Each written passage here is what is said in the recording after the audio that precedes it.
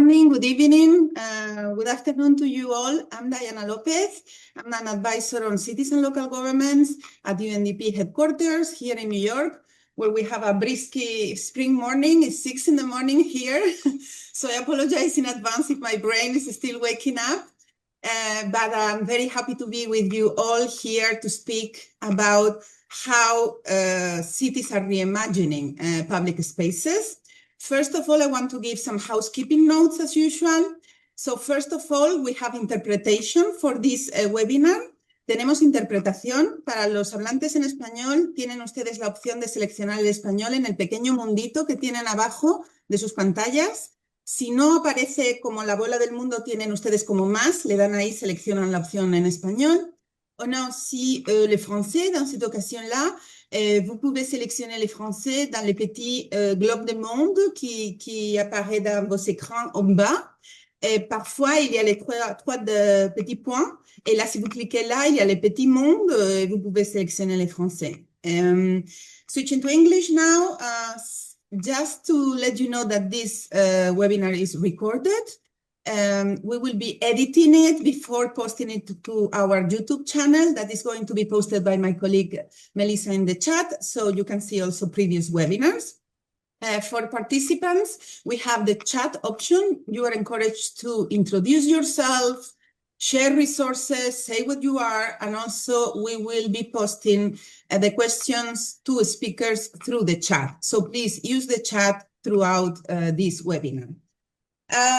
This is part of our SDG Local Solution series. This is a webinar series that we started already 2-3 years ago, where we bring cities together at peer level. So this is a practitioners webinar. Please feel free to share. This is a technical webinar among your peers. It's about how cities are making the SDG a reality. The SDGs were approved in 2015, and we still have another 4 years to go, and they have given cities a comprehensive agenda for development, for improving their public services and the way they serve their citizens. We've been approaching the different parts of this global agenda through the years, and today we have 2 wonderful cities with us that are contributing to reimagine public spaces in the city. The 2 cities are Pasig in the Philippines and Belfast in the United Kingdom. Both of them are winners of the latest edition of the Mayor's Challenge, which is a global competition for new ideas about how cities are improving public service delivery. We wanted to bring them together as they are starting to implement the winning ideas that are very, very interesting and innovative.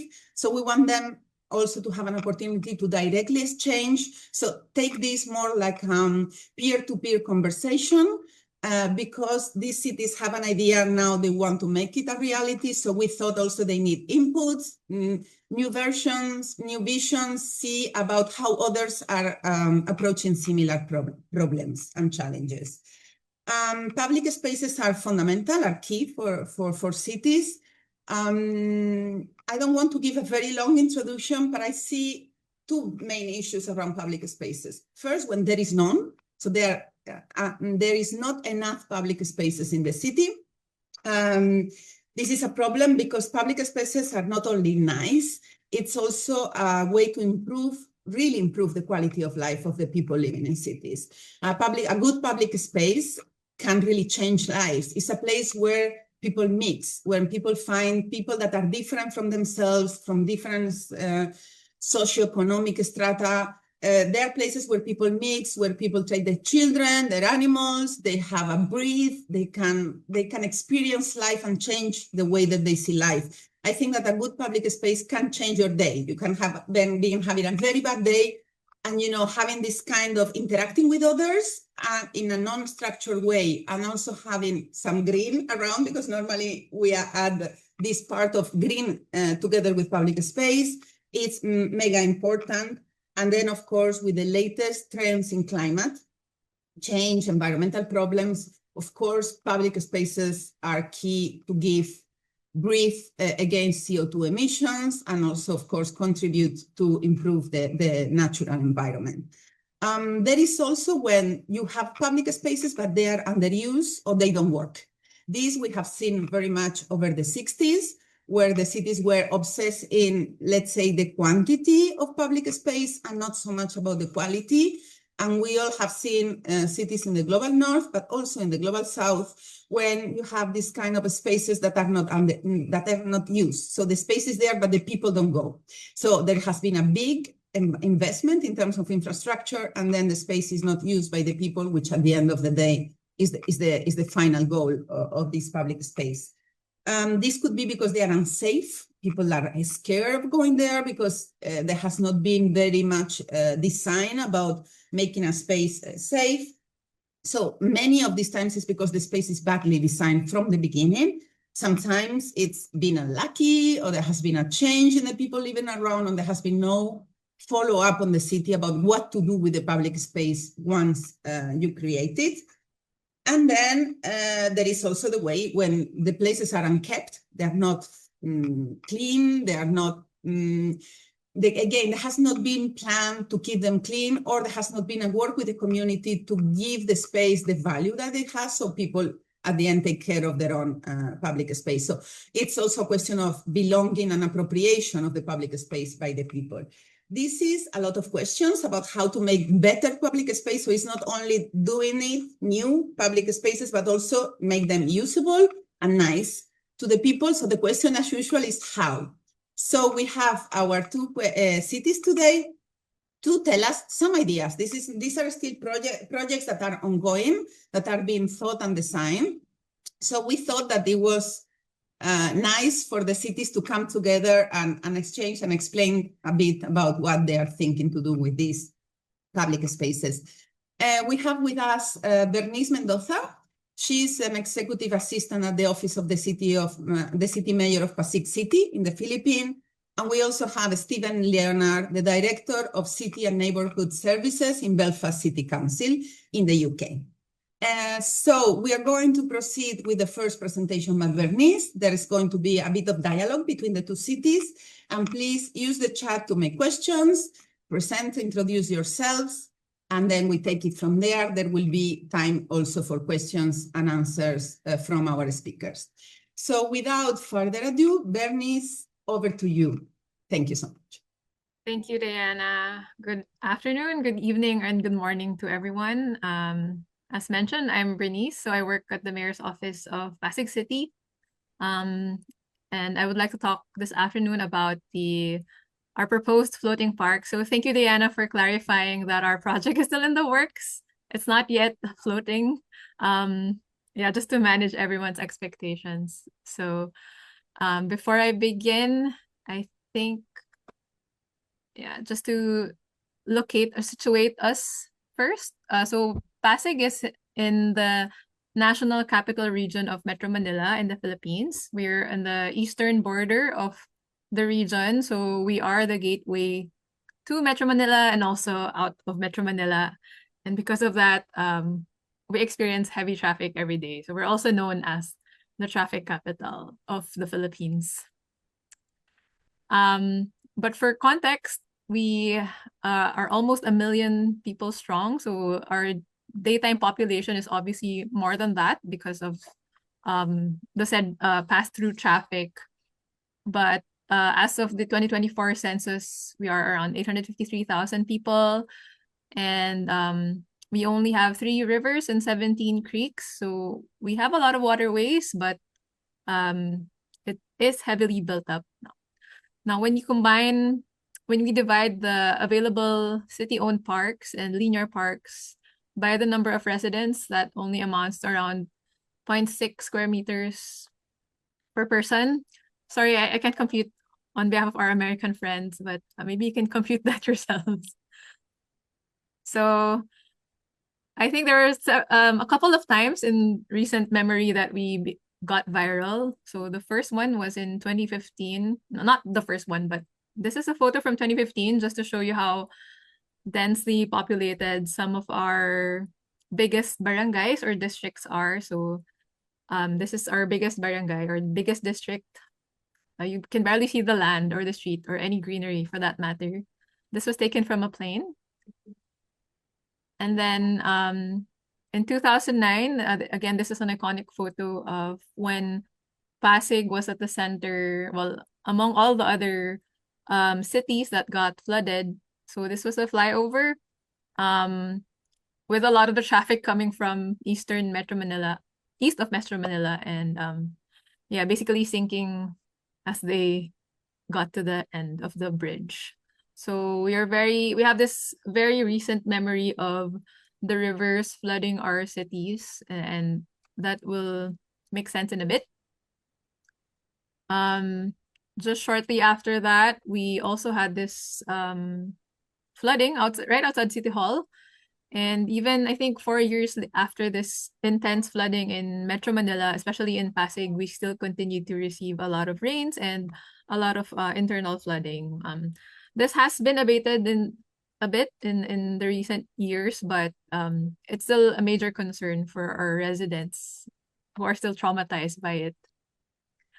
So, which is not to say that Pasig has zero green spaces. We do have some green spaces. I mentioned earlier we have 54 hectares, more or less, but these are located in very isolated, not isolated, but rather select parts of the city. So this is the last lung of Pasig. We call it the Maybunga Rainforest Park. It's around 8 hectares wide. And well, to get there, not everyone can get there by foot. If they do, it's going to be 1 hour of walking, or they have to spend money to get there just to commute.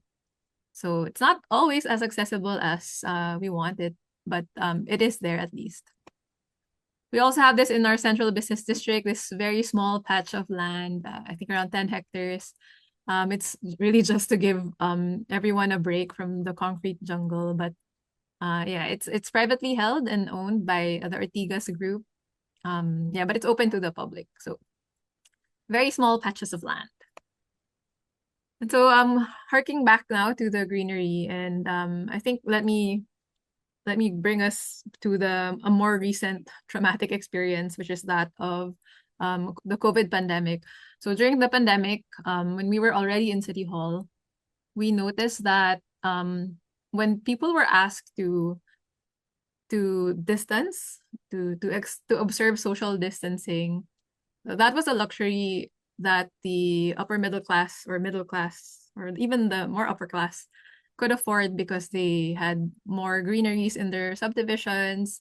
There were more communal spaces in those areas, in those gated villages.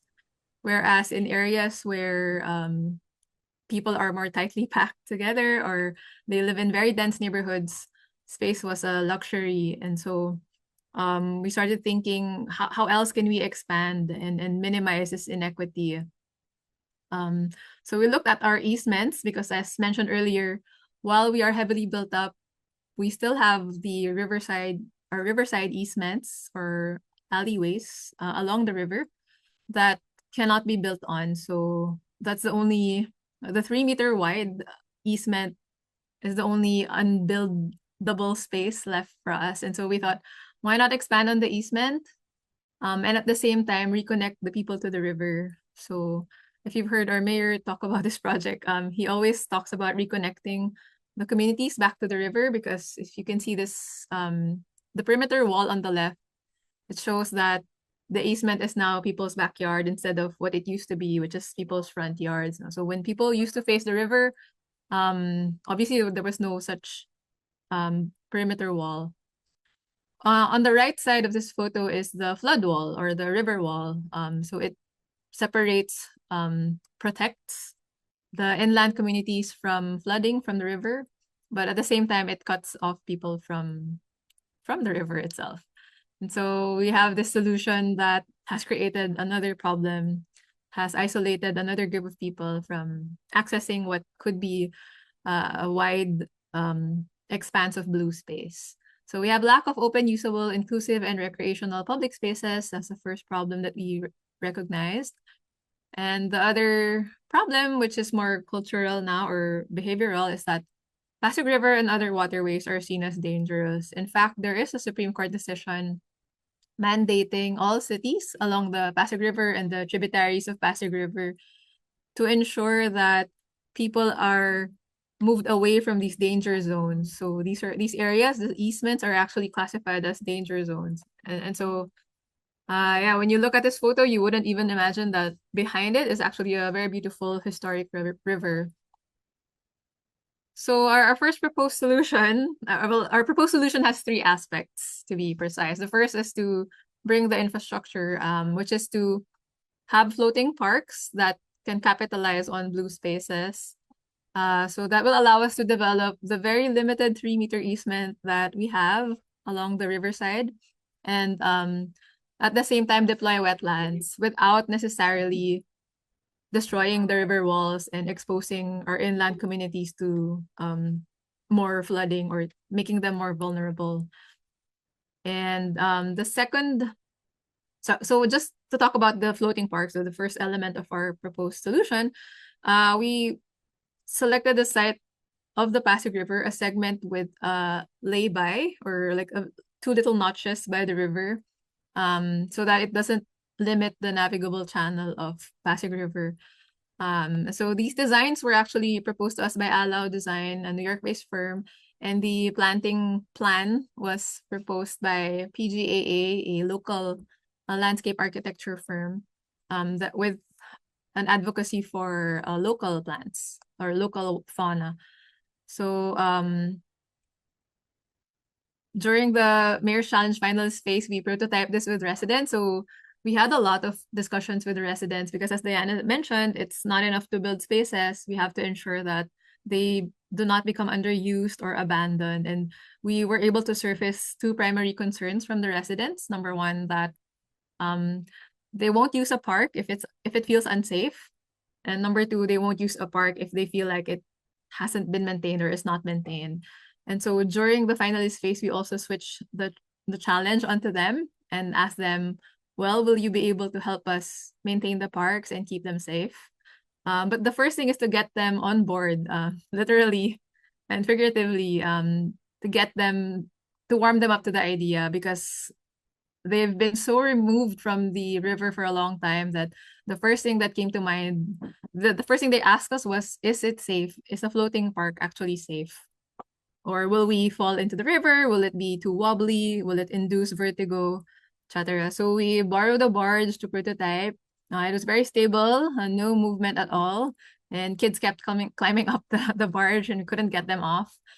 Same with the elderly. They actually enjoyed being on the river and started talking about old memories of when they used to play by the river. During the prototyping, we also drew to scale some of the circular parks to see how many people we could fit if they were to dance Zumba at the same time, or if kids started skating in it, which is not recommended, but we did try on land to do that. We also took the chance to consult with them more fully on the programs and activities that they wanted to see on the park. So this is some of their ideas: spa parties, libraries, free Wi-Fi, of course. Who doesn't have Wi-Fi these days, right? Ballroom dancing, cinema under the stars, fishing, which is a long forgotten hobby. And so we tried to present the before and after perspective of the park. Here. The second aspect or element of our proposed solution is to ensure that the residents themselves become our main advocates for security and maintenance. And it will be the first time as well for us to have a park publicly managed by the residents. So this is an experiment through and through, experiment in the technology that we'll use for the floating parks, and an experiment in how the soft infrastructure will be undertaken. And so we also had initial talks with them, which we will flesh out more in the next 2 years. So have a lot of common concerns.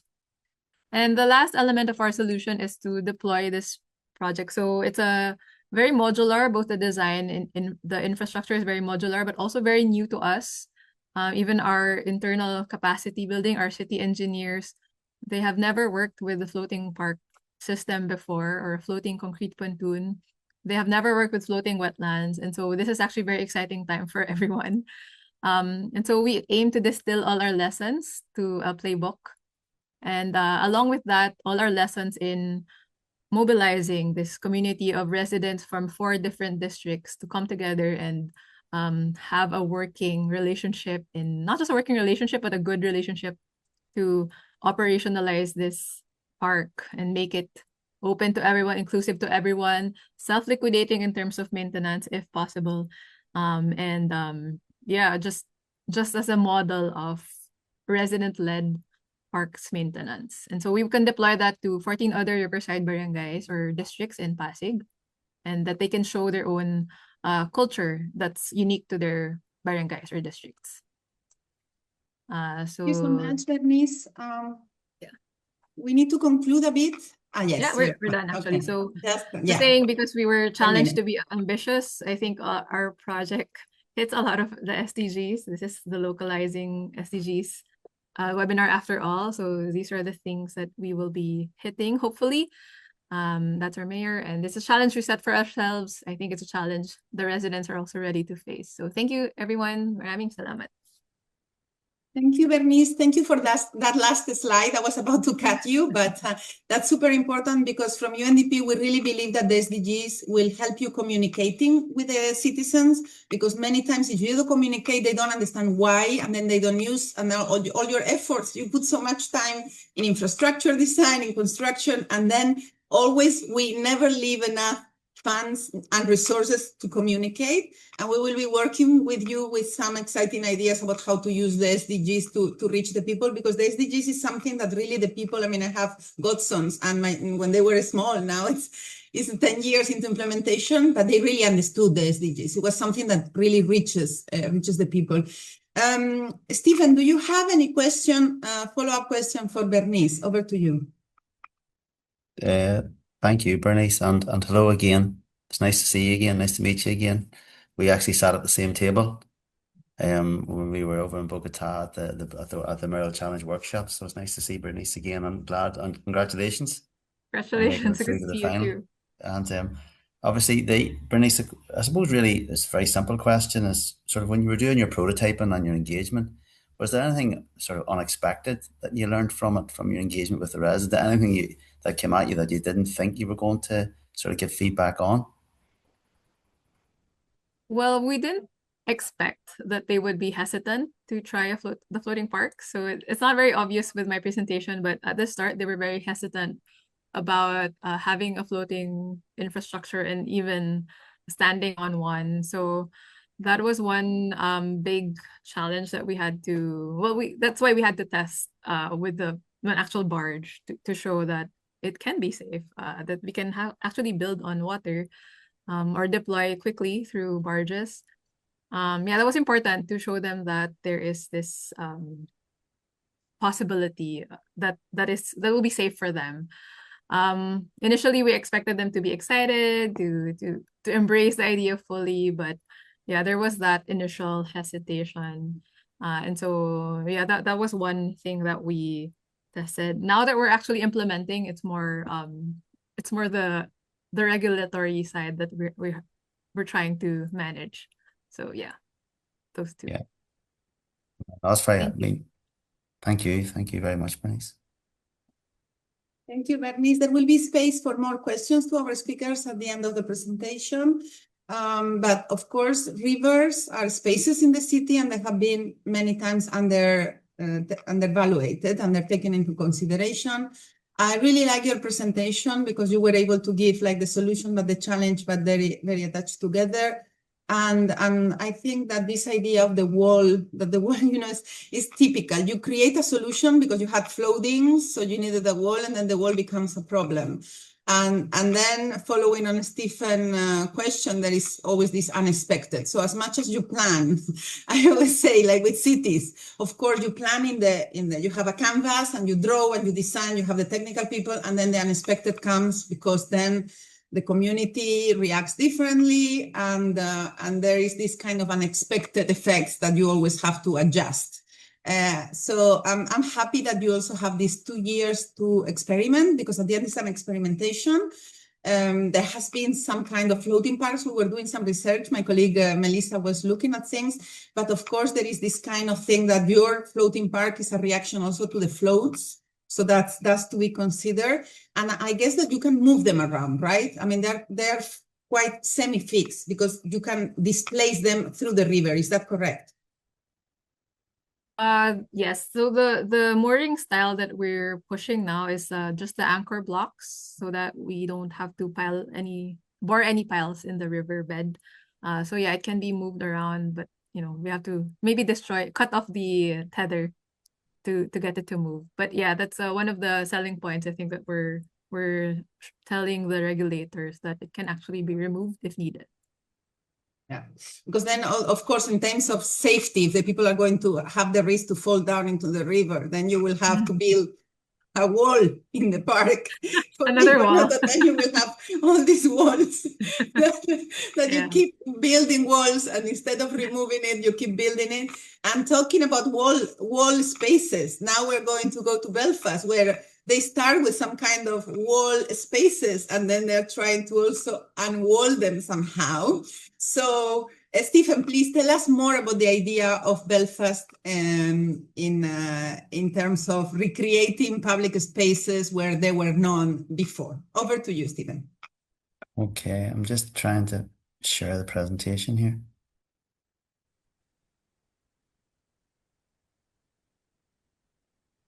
Just in case I have it open, so if you want, I can share it for you. If you can share it for me, that'd be great. Yeah. Okay. So please let me know when should I pass the slides. Apologies for this. It's just I don't seem to be able to load it up here. That's okay. If you go to the first slide, that'd be great. Do you see it? Yeah, I've got it. Yeah, thank you. Obviously, good morning and thank you for inviting us here today to talk about our project. We're obviously very excited in relation to this project and very pleased. It's an issue that's been floating around with the council for a number of years, and where we've had the sort of enough. We've had some demand coming into us, and some where our residents have been very keen around green in the city and green in the areas, and but we've been looking and trying to sort of find ways in which we could maybe scale this up and do it. It's not a normal thing. It's not something that we are technically responsible for, but it's something that our residents are now telling us that they want to see. And following sort of quite a long process really within council, we were delighted with the opportunity to apply into the Bloomberg process, and we're delighted with the outcome from that to give us the opportunity to actually pilot and scale up what we think will be a very exciting opportunity for ourselves. If you go to the next slide, Belfast, just to show you where we are. Obviously, we're the capital of Northern Ireland. Our population is around 1 million, and in 2018 we were voted as the #1 region in the world to visit in 2018. So by all means, we're always plugging our city, and if you ever get the opportunity to come and see us, please do. If you go to the next slide, thanks. To give you an idea, we've 200 kilometres of alleyways. The top right-hand corner of the slide will show you it's not a typical alleyway. That's an alleyway that has been animated and greened. But obviously we have 200 kilometres of alleyways, and that equates to about, just to give you in terms of scale, about 75 football pitches in size in terms of the space that we have. You can see the bottom right-hand corner is the sort of typical street in Belfast, and typical houses. We've a lot of small houses with small gardens, and actually very, very little garden space at the front and at the back. As you can see, the alleyways themselves are actually quite narrow as well. The city grew probably towards the end of the sort of 19th century. And at that time, a lot of this housing was built to support the industrial boom that was happening, mainly around the shipyard. And as a result of that, these alleyways at that time were seen as a way of servicing these properties. There were areas where people would have taken sort of deliveries of coal, plus the working man coming home from his day at work would have probably accessed the house from the back of the alleyway. Probably quite animated at the time and well used, but as time went on, the alleyways became a forgotten space, and particularly then in the late 60s, early 70s, and the 80s, where in terms of the trouble and the conflict that occurred in Northern Ireland, they became no-go areas, and areas where people didn't use because of sort of various different activities that may or may not have happened in the alleyways. If you want to move to the next slide, that would be great. obviously there's catalyst for change. I talked about the growing demand around this, but in 2015, there was the first alleyway transformation project really in the city, which was Wildflower Alley. And this came about as a result of, we have a student area in Belfast, and we've long-term residents that live there, and they were been impacted upon by the transient population and the student population that was there. And they developed this as a quiet space for them. And that was supported through the council. And probably the publicity for that probably lit the torch and the interest in other communities across the city for wanting to maybe replicate Wildflower Alley across Belfast. In 2024, what was it? Belfast was a year, had a city culture year, and in that there as well, we sort of did a structured piece, maybe to inspire a leadership piece, to try and sort of inspire to see how we could reimagine these spaces. And this was sort of coming out of COVID as well, really in relation to as the city recovered from COVID, we wanted to look at ways in which we could improve our public spaces, but also improve how people interact together, and and to improve community cohesion. Obviously, 2025 we competed in the Mayor's Challenge competition and were successful and made it through to the final. But obviously, on a wider piece on the council's corporate plan, we are committed to developing a sustainable and nature positive city. We've a very successful tree strategy and 1 million trees. We've pledged to plant 1 million trees within the city by 2035. But obviously, one of the things that links the tree strategy to this work is the fact that what we found is in green spaces, in spaces in the city where there's a lack of greening, there is poor health outcomes, poor learning outcomes, and very poor climate resilience. And our tree strategy is looking at this issue around tree equity and the equity in terms of greening of the city to try and deal with those particular issues and develop the city to be a lot more resilient, and obviously then to improve the outcomes for the people living in those areas. If we move to the next slide, when we engage as part of the Mayoral Challenge, we engage with residents and we ask them a number of questions really in relation to alleyways and how they see their alleyways. The size of the word angry is because the majority of the responses that came back from the members from the community was that they were angry that these had become forgotten spaces.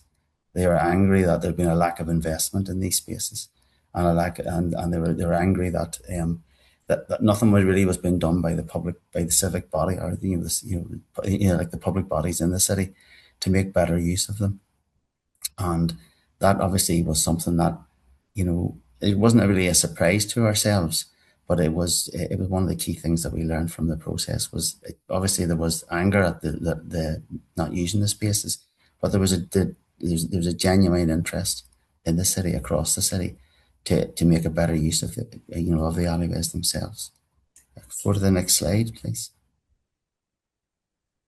I mean, what residents told us, obviously was that people and individuals, we said, they wanted to be inspired, motivated, and individuals drive change. They told us, that there was the willingness there, but what was lacking was a structure. What was lacking was the support to push forward and to support people and the communities and people within these communities to actually look at how they could develop these alleyways better. They wanted to improve the volunteer network, and also in order to obviously build some resilience in around that. What we have is a number of people in a number of areas who are very keen and want to take it forward, but potentially they'll burn out. Potentially they'll not be able to maintain it moving forward. And the key thing for us in looking at our long-term solution is how do we build that resilience and volunteer base and supporting to ensure that if we develop the alleyways with the communities, that they're in a position to sustain them. The next slide.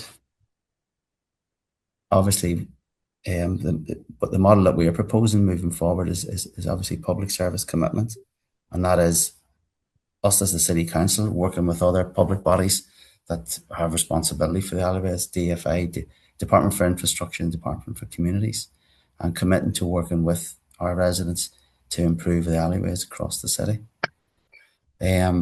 Obviously, we are looking in terms of stewardship and community-led stewardship, as I've sort of probably touched upon. This will only work if the communities are given the support and we build the resilience in to this to ensure that there's a long-term future really in relation to this. Is that what we don't want to see is introduced or transform alleyways and then come back in 6 months or a year and a half time to find that the interest has gone, or that the lack of support's there, or the number of volunteers or the community infrastructure wasn't right for them to do it. So it's really important for us that whatever model we build, it delivers that long-term resilience and delivers that community-led stewardship.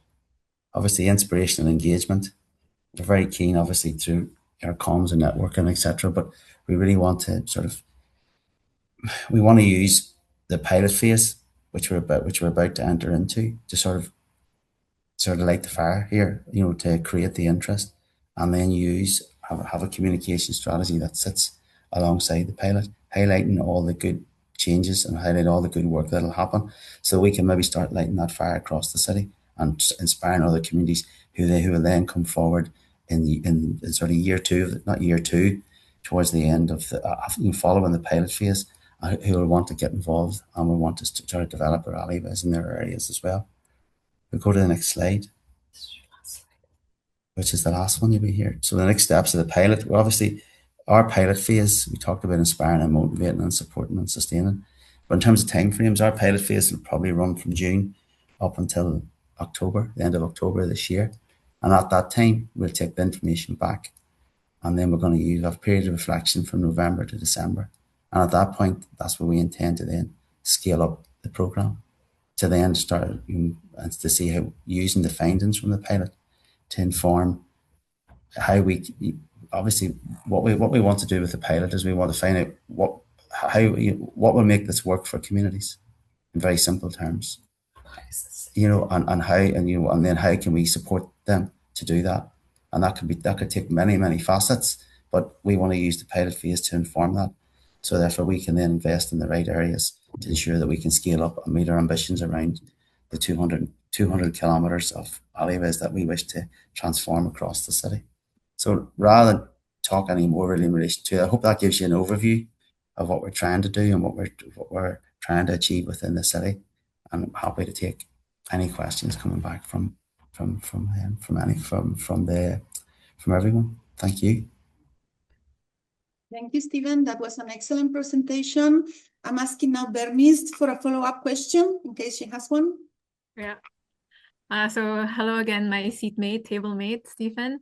Like you, we're very interested in resident engagement. And so I was wondering if your strategy is to engage the residents street alley by alley, or are you grouping them that way, or are you just expecting, or are you just dealing with people who have expressed interest? I mean, I've looked at your website and it's a call for interests. Do you only tap those who are interested, who have the innate sense of community already built in, or is the strategy more of we will organize everyone into one big group so that we will only need to talk to one group? What's your strategy as a city? Well, no, I think what we'd be looking to do is, obviously the pilot phase probably would be some, but what we'd be thinking about doing would be hopefully maybe engaging facilitators, and then looking at how we would then divide the different groups among the facilitators, so that we can then work with them, not on an individual basis, but maybe as groups. But we'd be appointing trying to get quite a number of facilitators to come in and work with the groups, and then we can support that facilitation process to get the information that we would need to scale it up. So it would probably be done that way. We think it's easier that way. We found probably through the pilot phase and through the prototyping that we carried out that they actually responded better when it was sort of facilitators separate from government bodies. They were more open to talk and discuss, and it got better engagement and better understanding in that respect. So for us, we feel it'd be better for us to engage facilitators, and then obviously because those facilitators will probably have a good understanding of community and community support and what communities need already to support them and what community groups might need. So for us, they might be better positioned to do that. But we may have to dive in alleyway by alleyway at some point. But our view would be to get, obviously get an expression out there for facilitators, get an expression out for people that want to take part in the pilot, and then we can look at how we can use the facilitators to work with each of the groups.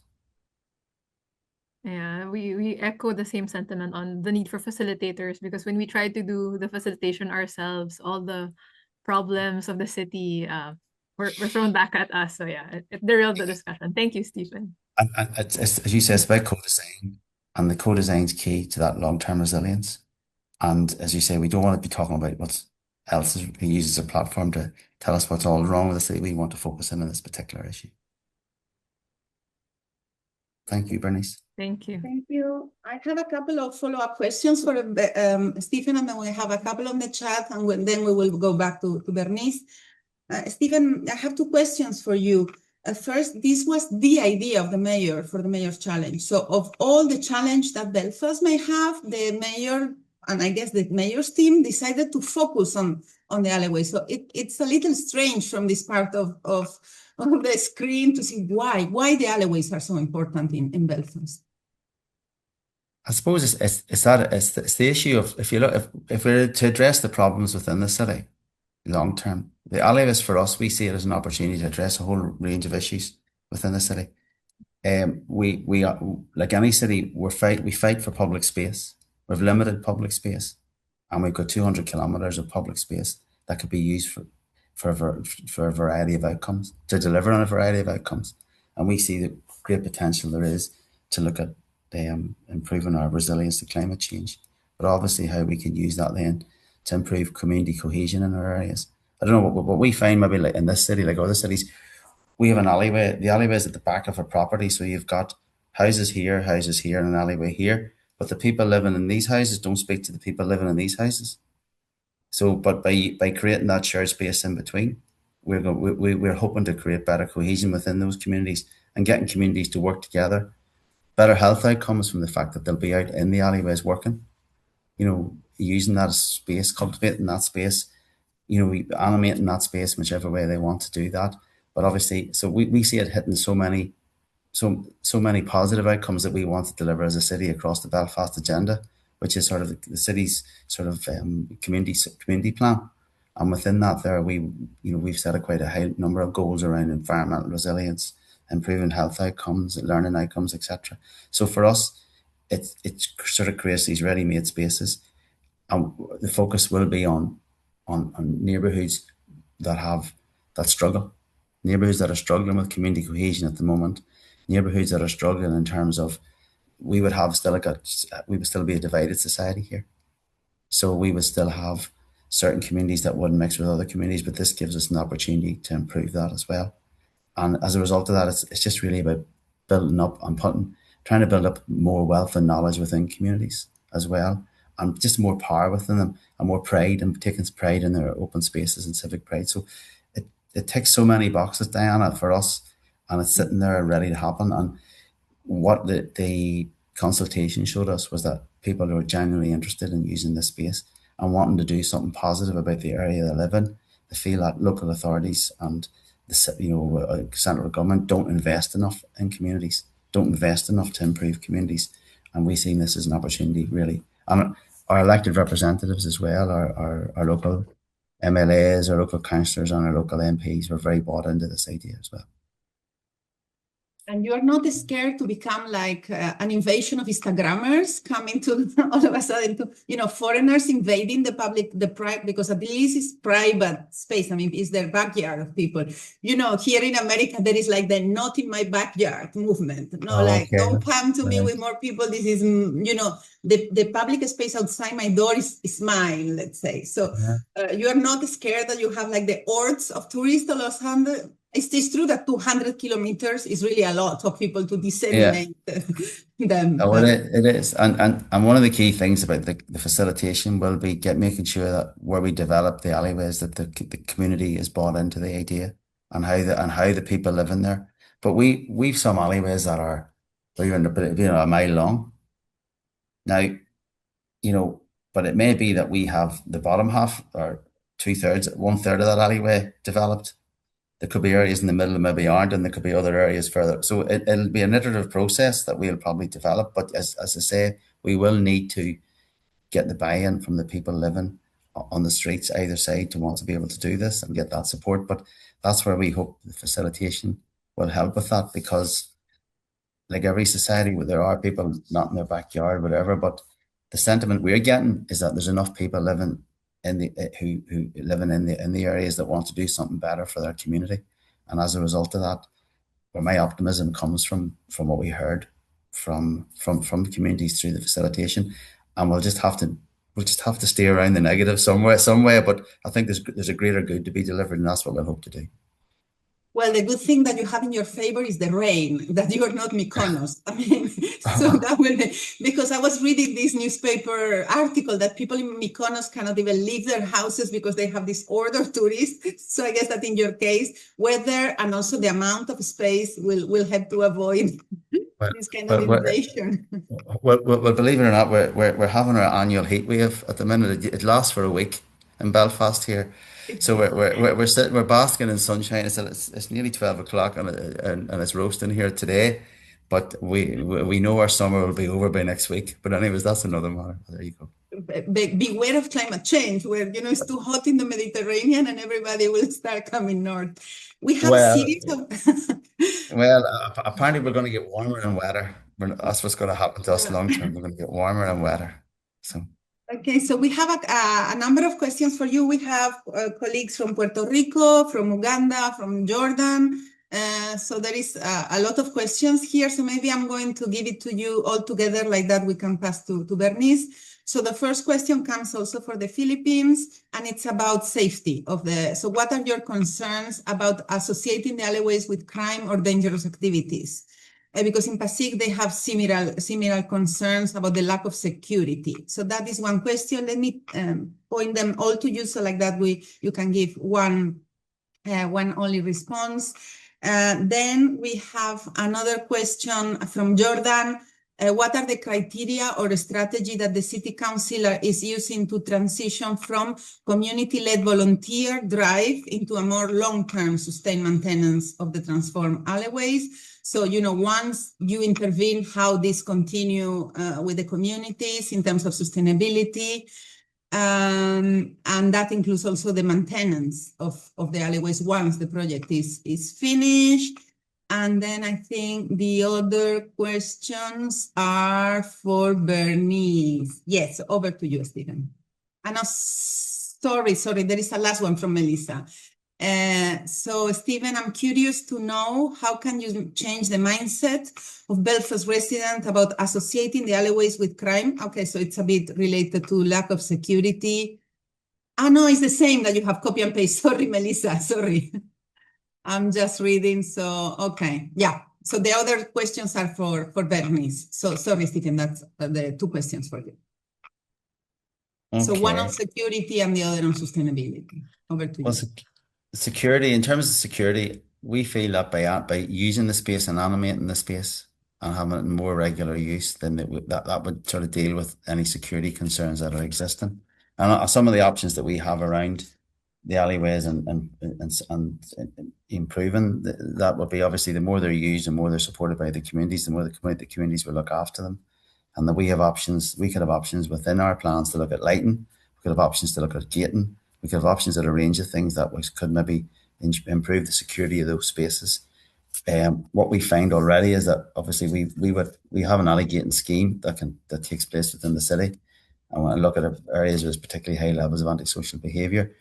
But if you look at a lot of these alleyways at the moment, they're just used for fly tipping, they're just used for other things. And if they were transformed in that respect, and they were animated, and those spaces were made available and greened and supported, and the community were looking after those, then you would find that we feel that would hopefully deal with any of the safety issues that may arise. That's not to say you won't get incidents that happen, because it happens anywhere, but we'll have to just put in place the right mechanisms to make sure that we deal with those.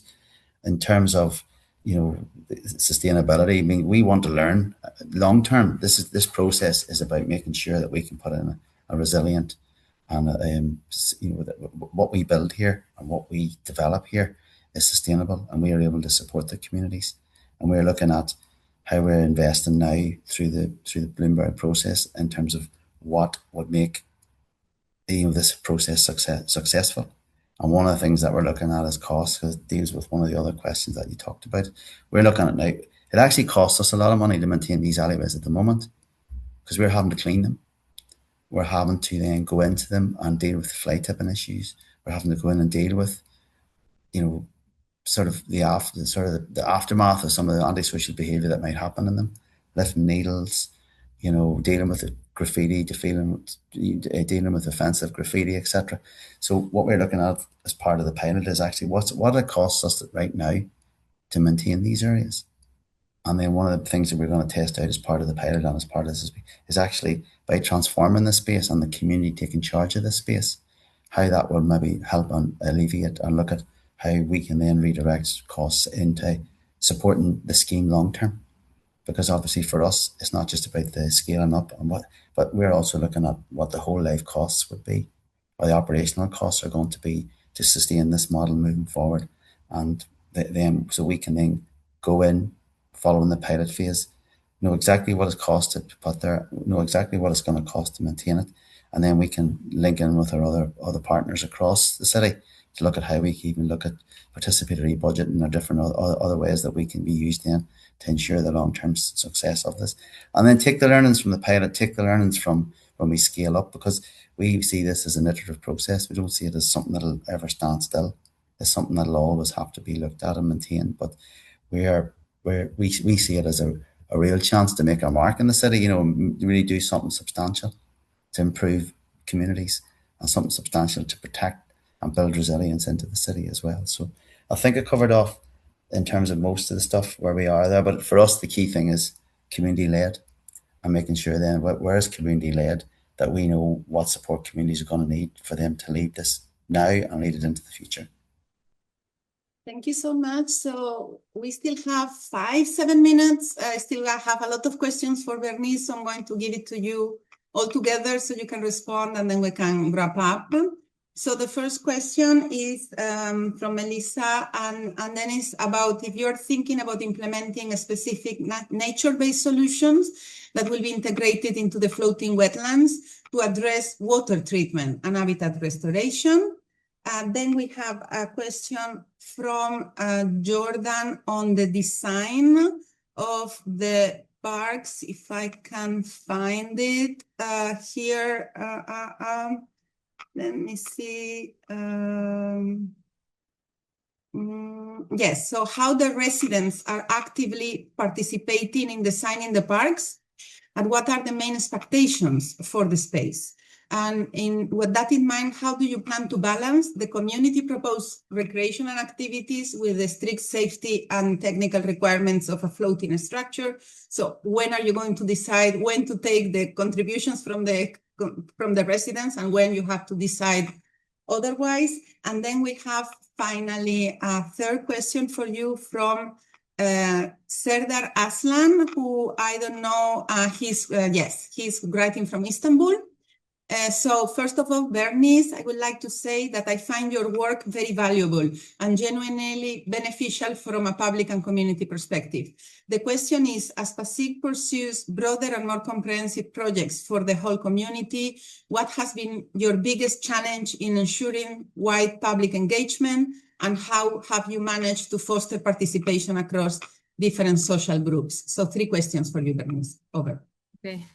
Thank you. That's a lot, but we're ready to answer. So yes, Melissa, we did think of deploying nature-based solutions to have to make the parks more value-adding to the community. And so Mayor himself sent us this photo of the Chicago Wild Mile, and based on our research, the floating wetlands there, which was also piloted in the Philippines more than a decade ago, they have the capacity of not just increasing habitat for wildlife, but also treating the water in the river. So that's what we're hoping to deploy along with the parks themselves. And then for the co-design question, that is actually a real concern.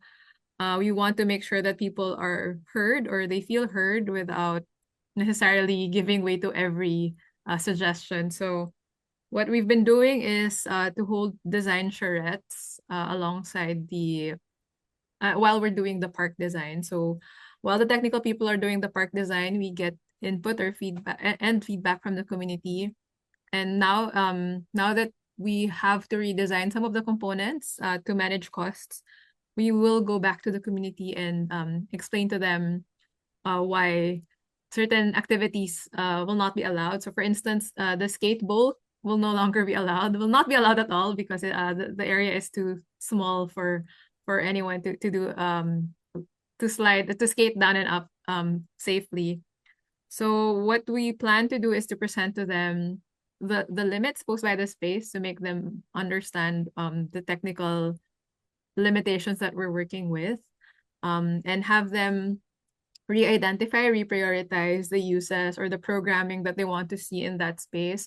But just to group the main themes of what they've what uses they've been surfacing so far, they're generally both structured and unstructured park interaction.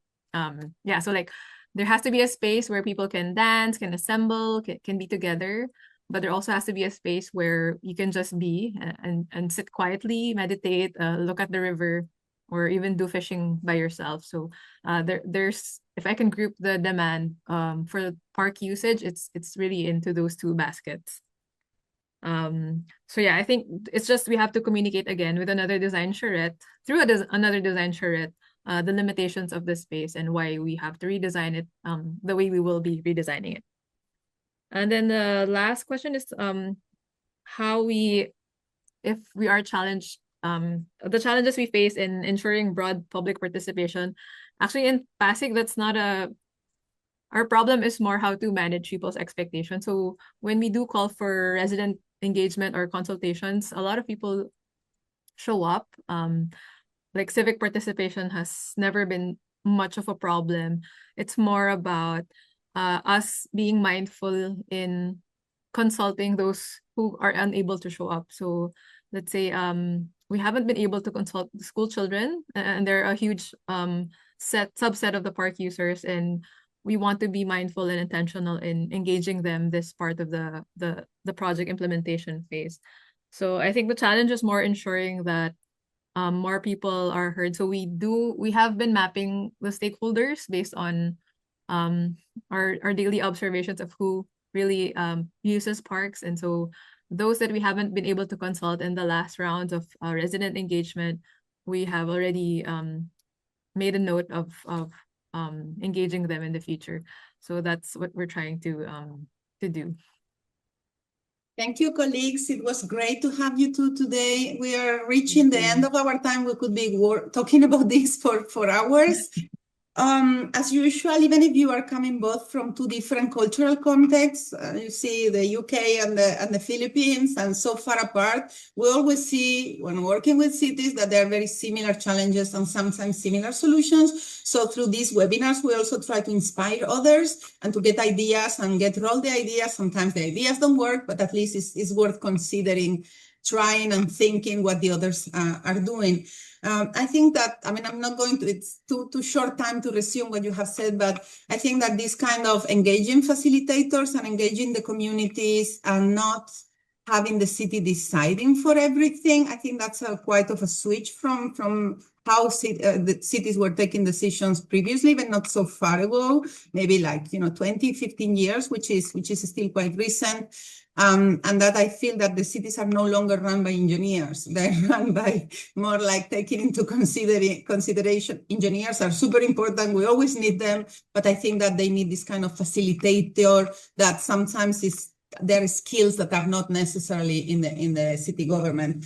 I think that also I would like, yesterday I was in this exhibition here in New York, and there was a wall with all these kind of plaques that were put in the cities about the list of forbidden activities in the public space. So I thought about you too, because it was just yesterday, it was Eid, so we had a holiday at the UN, and there was like, it's forbidden to ride a bicycle, it's forbidden to play with the ball, it's forbidden to run. And then, what's the public space for if you cannot do anything? So I'm sure that you will consider that at the end of the day, you have to put limitations, but also, don't do a public space where you cannot basically do nothing except, then you have to be a good citizen, which means like being there, they are standing up. And also, you know, also with our children going more and more on the social media, etc., we don't want them to be still. We want them to move and enjoy public space and get out of the screen and experience the city and the others. So I know it's always a balance about, you know, how you take care of security and you take care of also allowing people to be a bit free within the respect, of course, of the common ground of living together in a city. Thank you so much. It's been super interesting. Congratulations again for making it through the winning of the Mayor's Challenge. We're going to be working together for 2 years to communicate better what you're doing and also, you know, bringing you any other inspiration from cities around the world. We have today colleagues from many countries. So I'm sure that they have enjoyed as well as I have. So on their behalf and on behalf of UNDP, thank you very much for your time. Thank you, colleagues. Thank Over you. to Melissa for the closing. Thank you.